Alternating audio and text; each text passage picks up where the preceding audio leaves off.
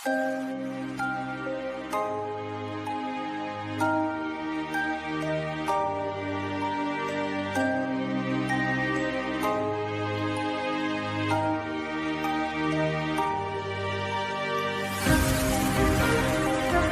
है, इसके लेखक हैं डॉक्टर हर्षदेव माधव।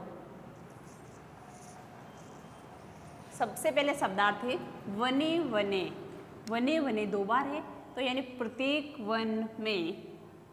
निवसंतय, निव यानी निवास करना, तो निवसंतय यानी रहते हुए।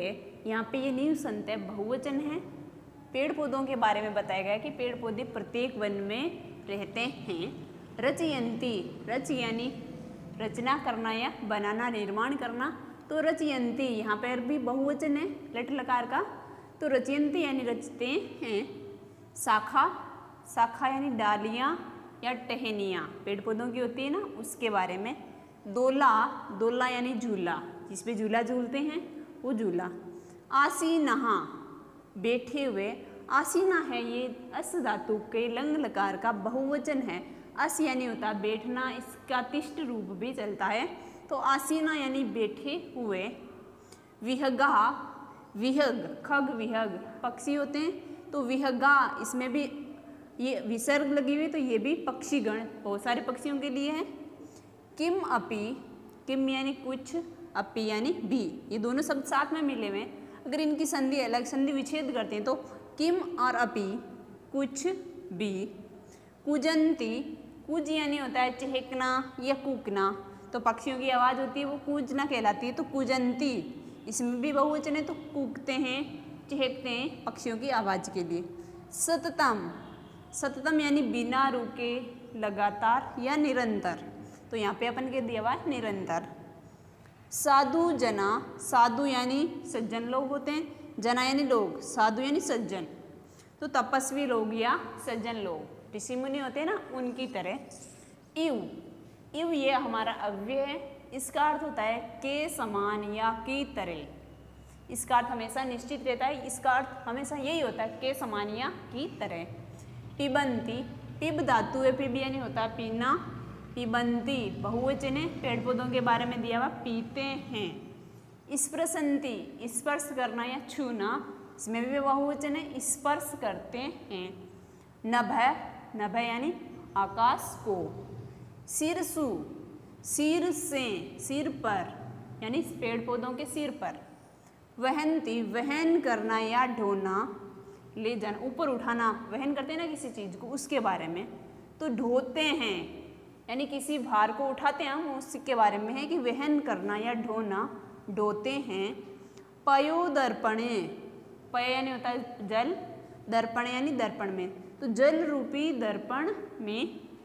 स्वप्रतिबिंबम, स्व यानी अपना, प्रतिबिंब यानी परछाया। पश्यंती, पश्य धातु का अर्थ होता है पश्यु दृश्य यानी देखना, तो देखते हैं। कौन? पेड़ पौधे होते हैं, वो जल में अपने प्रतिबिंब को देखते हैं। अब अपन पाठ का अध्ययन करते हैं। पाठ का नाम है वृक्षः। वने वने निवसन्तो वृक्षा, वनम वनम रचयन्ति वृक्षः। यानी पेड़ पौधे हैं वो कहाँ कहाँ होते हैं और क्या क्या करते हैं। वने वने प्रत्येक वन में निवास करते हैं। कौन? पेड़ पौधे। प्रत्येक वन में पेड़ पौधे निवास करते हैं। वनम वनम रचयन्ति वृक्षा, और वन किसके द्वारा बनता है? पेड़ पौधों के द्वारा। एक पौधे से तो वन बनेगा नहीं, यानी बहुत सारे पौधे होंगे तभी वन बनेगा। तो वनम वनम, और उस प्रत्येक वन को कौन बनाते हैं? रचना कौन करते हैं इनकी? पेड़ पौधे ही करते हैं। यानी ये वृक्ष ही है, ये प्रत्येक वन में रहते हैं और इन्हीं के द्वारा वनों का निर्माण होता है। तो रचयन्ति यानी रचना करते हैं। वनों की रचना पेड़ पौधों के द्वारा ही होती है। शाखा दोला सीना विहगा ते किमपि कूजन्ति वृक्षः। शाखा यानी पेड़ पौधों की डालियां होती है। दोला आसीना, दोला यानी होता है झूला, आसीन यानी बैठे हुए। तो पेड़ पौधों की डालियां होती है ना, उन पे कौन लगाते हैं झूला? पक्षी है, वो झूला लगाए हुए बैठे रहते हैं। आसीना इसमें शब्द छिपा हुआ है। दोला सीना, दो अलग अलग शब्द हैं। दोला यानी झूले पर बैठे हुए, पेड़ पौधों की डालियों पर पक्षी झूले लगाए हुए बैठे रहते हैं। ते किमपि कूजन्ति वृक्षा, ते यानी वे सब होता है इसका अर्थ। तो वे सब पक्षी कूजन्ति किमपि कुछ भी, कूजन्ति वृक्षा उस पेड़ पौधों पर कुछ भी बोलते रहते हैं या चहकते रहते हैं। पक्षी कभी शांत नहीं रहते हैं, कुछ ना कुछ वो कभी ना कभी काम करते ही रहते हैं और कुछ बोलते ही रहते हैं। और बैठे कहाँ रहते हैं? पेड़ पौधों की डालियों पर झूला लगाए हुए इधर उधर झूलते रहते हैं।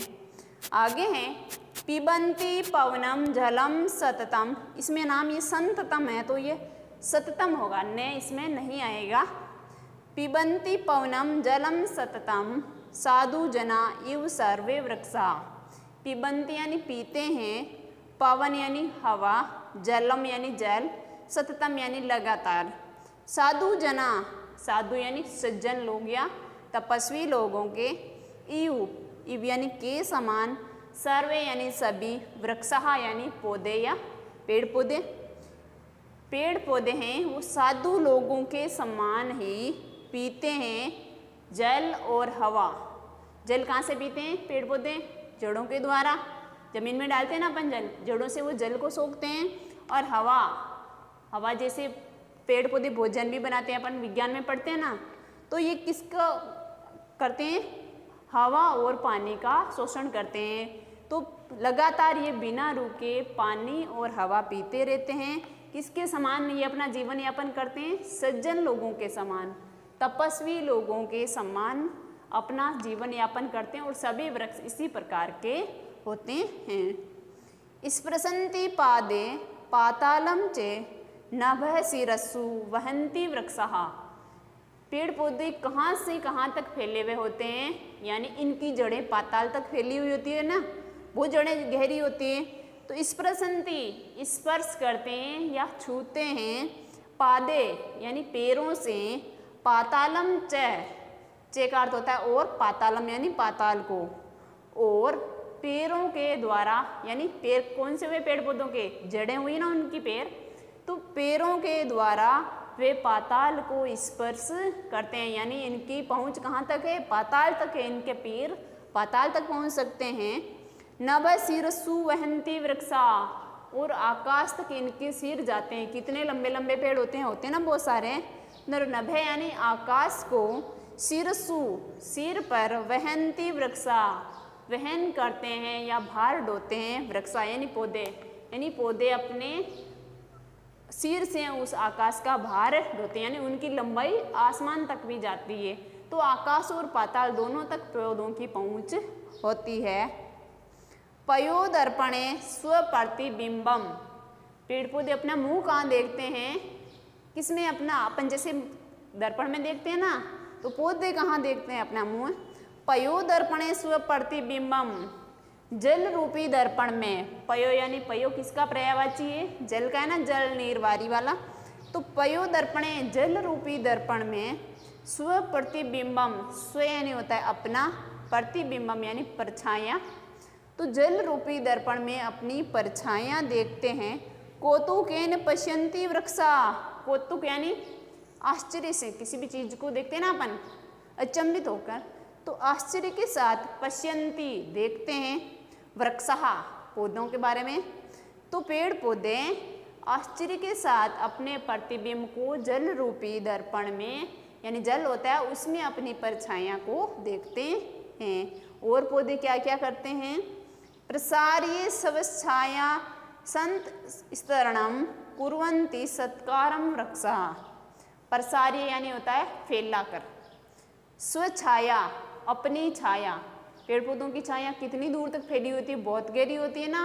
उसकी छाया में कितने पशु पक्षी, अपन मनुष्य भी विश्राम करते हैं, थक के कहीं से आते हैं तो पौधों के नीचे ही बैठते हैं। तो प्रसार्य यानी होता है फैलाकर, स्वछाया अपनी छाया को, संस्तरणम यानी चारों ओर अपनी छाया को फैलाकर, कुर्वन्ति सत्कारम वृक्षा, कोई भी आगंतुक आता है ना रास्ते में, पथिक आता है तो उसको विश्राम करवाते हैं अपनी छाया को फैलाकर। कुर्वन्ति सत्कारम वृक्षा, और उस आए हुए अतिथि का सत्कार भी करते हैं कि आओ यहाँ हमारी छाया में आप बैठ सकते हो। पशु पक्षी भी बैठते हैं ना उसकी छाया में। तो पेड़ पौधे आए हुए मेहमानों का स्वागत भी करते हैं। किस प्रकार? अपनी छाया को फैलाकर। और भी पौधे बहुत काम आते हैं ना अपन के। तो इस प्रकार से पौधों से हमें क्या क्या मिलता है? वन में पशु पक्षी उस पे रहते हैं, उसकी डालियों पर झूला भी झूलते हैं। और पौधे क्या खाते पीते हैं? हवा और पानी। और किसके समान जीवन यापन करते हैं? साधुओं के समान। ये हमसे कुछ भी नहीं मांगते हैं। और इनकी पहुंच कहाँ कहाँ तक है? आकाश और पाताल तक। यानी इनकी जड़ें तो पाताल तक पहुंचती है और इनकी जो सिर की लंबाई है वो आकाश को भी छूती है। इतने लंबे पौधे होते हैं, यानी बहुत लंबे होते हैं। आकाश तक तो नहीं होते हैं, लेकिन लंबाई ज़्यादा होती है। अपन को देखने से ऐसा लगता है जैसे आकाश की समान है। और अपना प्रतिबिंब जल में देखते हैं। और हमें लगातार जो यात्री आते हैं उनको छाया भी देते हैं। धन्यवाद।